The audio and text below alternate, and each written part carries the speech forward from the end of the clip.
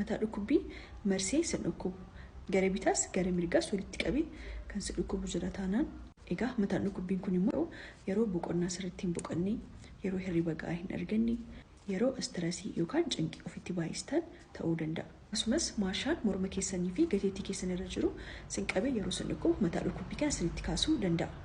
Egaa gosti mataa dhukkubbii kun gosa mataa dhukkubbii primary headache keessaa isa tokko kan ta'e tension headache kan jedhamudha. Addunyaa kanarratti persentii 60 amma persentii 80 namoonni gosa mataa dhukkubbii kana ni qabaatu. Mataa dhukkubbii inni kaan immoo cluster headache kan jedhamudha. Mataa dhukkubbii kun gosa mataa dhukkubbii primary keessaa isa tokkodha.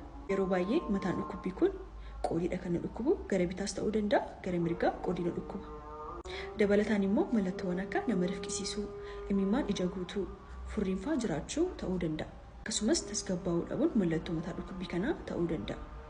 Gosti mataa dhukkubbii kun yeroo baay'ee dhiirarrattidha kan baay'atu. Addunyaa kanarratti persentiin duwwaa tuqaa tokko kan ta'an namoonni mataa dhukkubbii kanaa ni qabu.